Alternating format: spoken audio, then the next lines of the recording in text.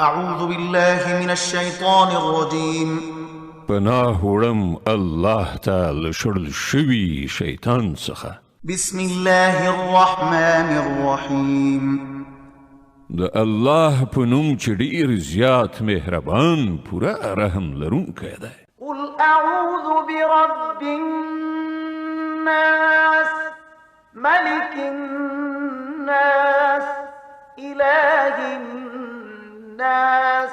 و زه پناه وروړم د خلکو پروردګار، د خلکو پاچا، د خلکو حقیقي معبود ته.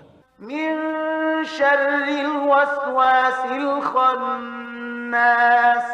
د هغه وسوسه اچونکي له شر څخه چې په وارو وارو ځي راځي.